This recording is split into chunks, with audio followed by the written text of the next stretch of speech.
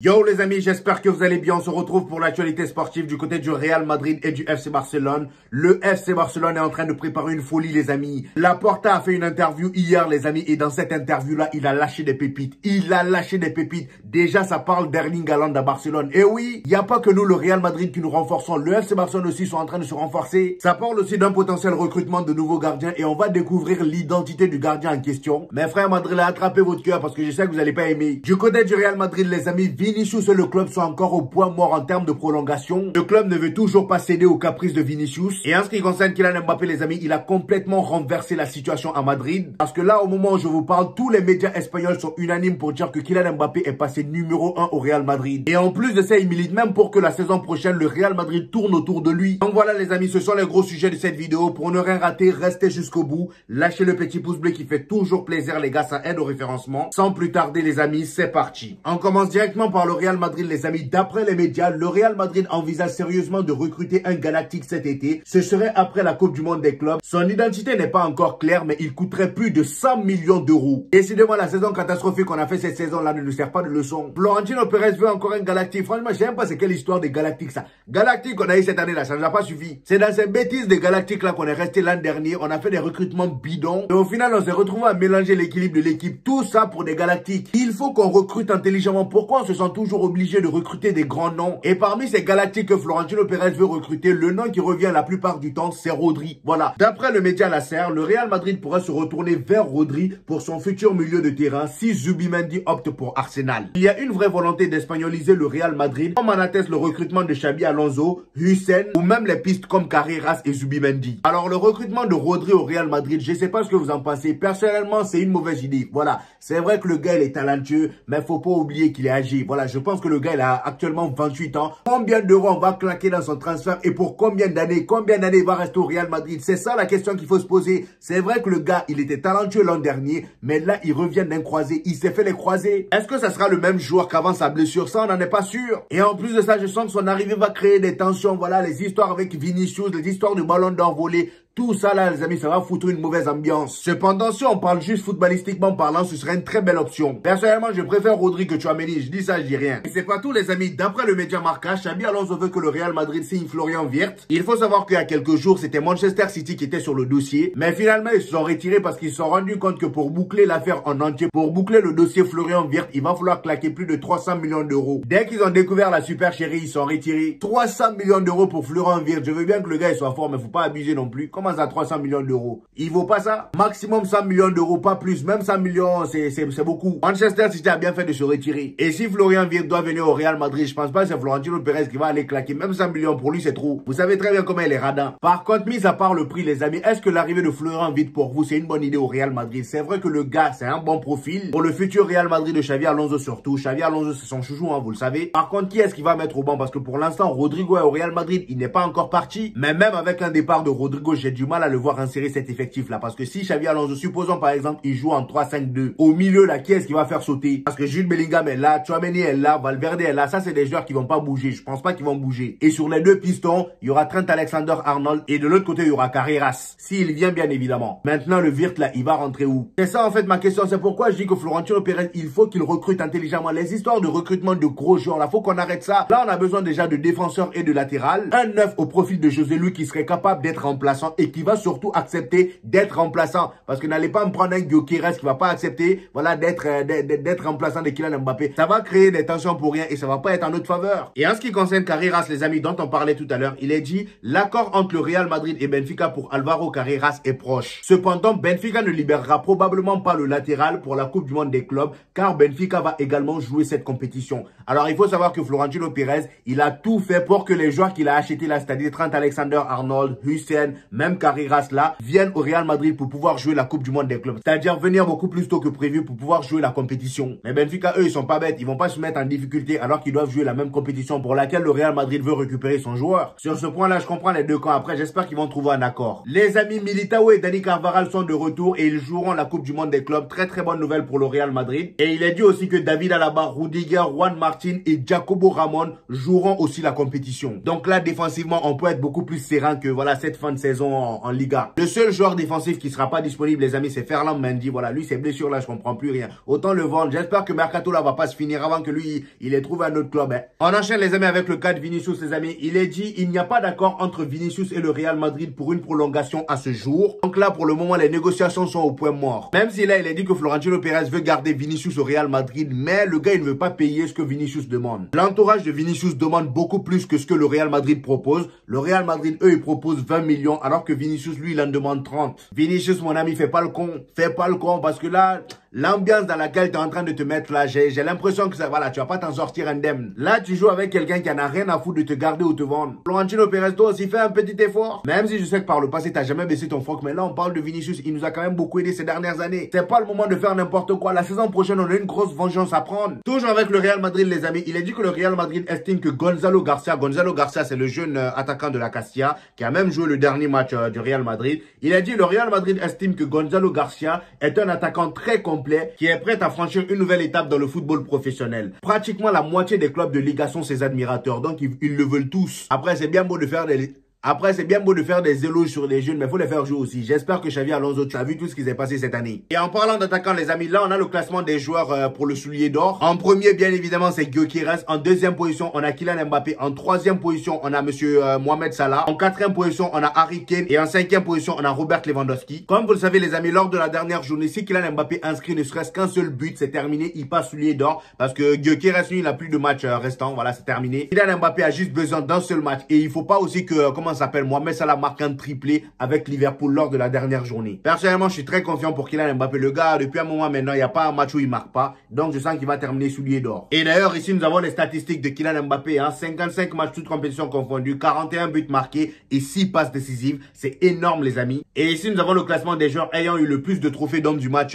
durant la saison. Donc, encore une fois, Kylian Mbappé est devant. Il a cassé tous les compteurs. Voilà, cette année, il est devant partout au Real Madrid. Donc, Kylian Mbappé, actuellement, il a 14 trophées d'homme du match. Là, il a marqué 13, mais ça n'avait pas été mis à jour, donc il en a 14. Vinicius vient en deuxième position avec seulement 6 trophées d'homme du match. Vous-même, regardez l'écart. Carrément, il a plus que le double de Vinicius. Federico Valverde vient en deuxième position avec 4. Jude Bellingham 3. Rodrigo 2. Arda Güler 2. Brahim Diaz 1. Thibaut Courtois 1, Luka Modric 1, Eduardo Camavinga 1. On a beau dire ce qu'on veut sur lui, mais là, vraiment, il nous a aidé cette année. Si c'était pas lui, la honte allait être encore pire. Ici, les amis, nous avons les déclarations qu'a fait les différents médias sur Kylian Mbappé. Regardez bien à quel point tous les médias s'enflamment. Hein. D'après le média Marca, ils ne sont même pas capables de se bouger pour aider Kylian Mbappé, qui pouvait sceller son soulier d'or avec un but. Le média Relevo, quant à eux, disent Kylian Mbappé continue à montrer qu'il mérite d'être l'épicentre indiscutable du Real Madrid à l'avenir. C'est-à-dire qu'il mérite d'être le centre du jeu du Real Madrid. Le média Marca, eux, ils disent le Français a dû faire ce qu'il fait toujours, se démerder pour marquer, parce qu'il attend d'avoir des bons ballons, il va attendre longtemps. Donc là, c'était après le dernier match qu'on a joué là. Et le média Relevo en a rajouté encore une couche, les amis. Cette fois-ci, ils sont partis bien fort. Vinicius, Bellingham ou même Rodrigo peuvent se fâcher. Ce Real Madrid, c'est le Real Madrid de Kylian Mbappé. Il ne doit pas y avoir beaucoup de monde qui pense que le projet du Real Madrid ne doit pas se construire autour de lui. Donc là, clairement, Kylian Mbappé a retourné des vestes. On se rappelle il y a quelques mois, façon dont il tombait sur Kylian Mbappé, surtout en début de saison. Tout le monde disait que c'était une arnaque, voilà.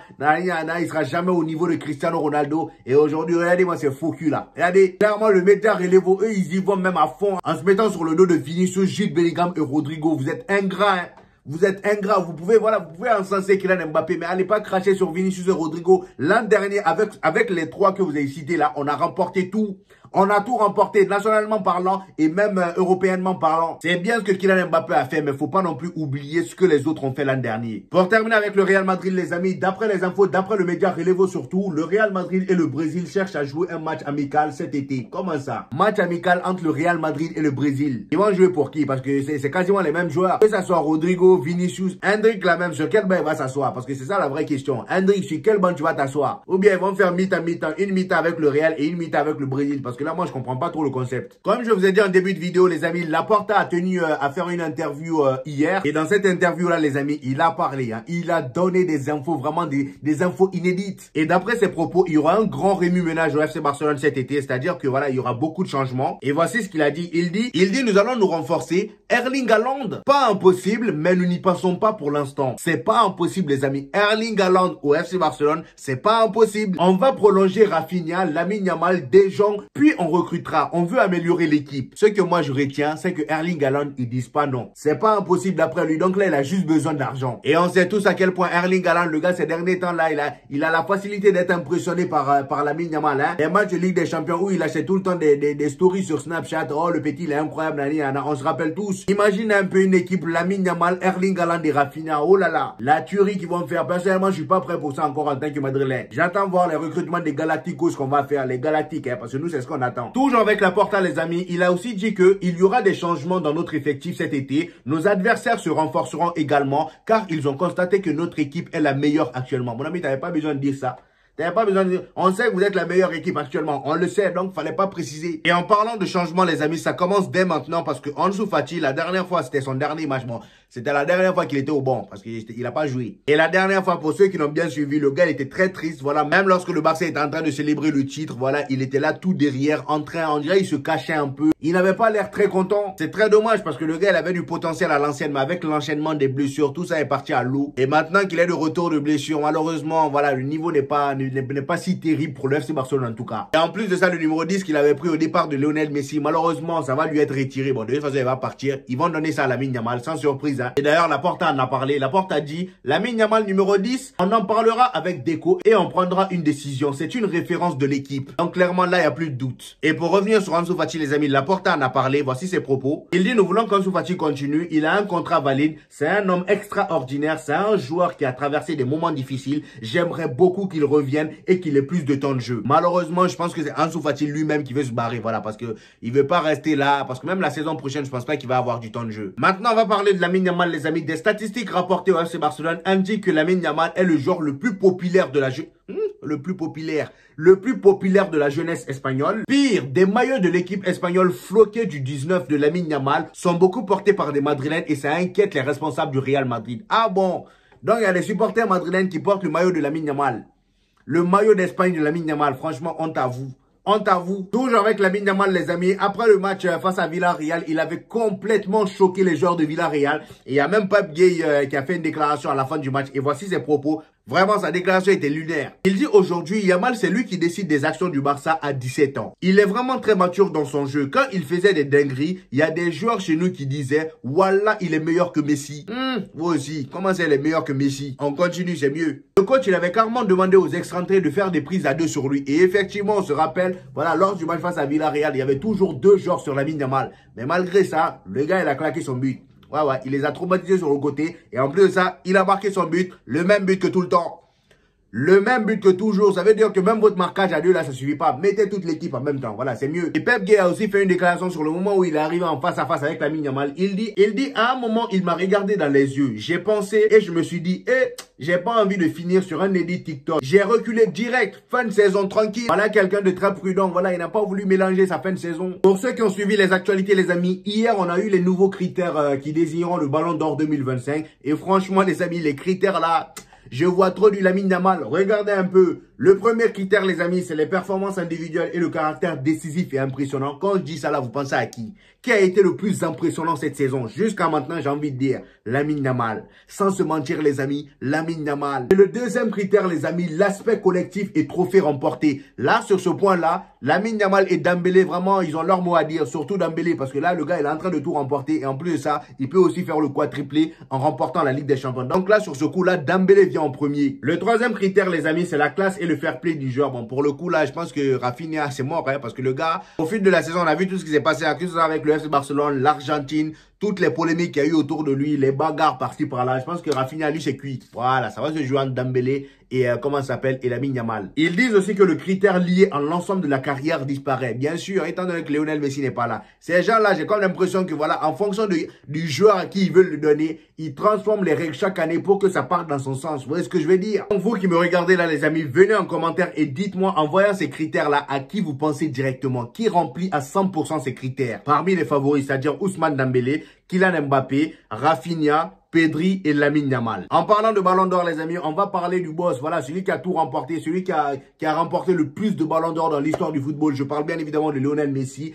Il a dit que l'International Federation of Football History, voilà, c'est-à-dire la IFFHS, bon, c'est une organisation de football là très connue. Personnellement, je ne les connaissais pas tant que ça. Et apparemment, ils ont reconnu Lionel Messi comme étant le meilleur joueur de l'histoire. Ils l'ont placé en première position, Pelé vient en deuxième position, Diogo Maradona en troisième position et Cristiano Ronaldo seulement à la quatrième position. Et quel manque de respect. Cristiano Ronaldo en a l'habitude, hein, le système est contre lui. Les amis, le FC Barcelone envisage l'arrivée d'un nouveau gardien au mercato. Et le nom du gardien qui ressort, les amis, c'est Emiliano Martinez. Il a dit que le FC Barcelone est intéressé par Emiliano Martinez. En effet, si Chesney Amina a quitté le club ne serait pas contre l'idée de s'offrir le portier argentin. L'Arabie Saoudite et Manchester United sont également sur le dossier. Personnellement, ce gars-là, s'il vient au FC Barcelone, il va me faire chier parce que lui, on sait comment il est. Imaginez un peu la façon dont le Barça est fort cette année-là. Imaginez s'il y avait un gardien aussi qui est chiant comme ce gars-là au goal. Chesney, il est sage, Chesney, il est respectueux, vous voyez ce que je veux dire? Et avec lui, là, la saison prochaine, on aura mal à la tête. Surtout dans les classicos, le gars, il est provocateur, il est bon au penalty, même dans le jeu, il est bon. Comment on voulait qu'on s'énerve pas face à ce genre de personnes? Et en parlant de gardien, les amis, voici ce que Hansi Flick a dit par rapport à Ter Stegen à la fin du match face à Villarreal la dernière fois. Je rappelle qu'ils ont perdu 3-2, 3 tirs cadrés, 3 buts. Il dit Ter Stegen est le capitaine. Vu la situation, la meilleure chose à faire pour nous était de le titulariser. Carrément, ils sont obligés de le titulariser parce que c'est le gardien numéro 1 et parce que c'est le capitaine. Vous vous rendez compte? Là, carrément, dans cette déclaration, on sent le forcing. Voilà, ils sont obligés à le faire jouer parce que c'est le capitaine. Carrément, il y a un supporter du Barça qui a signalé le compte de Ter Stegen,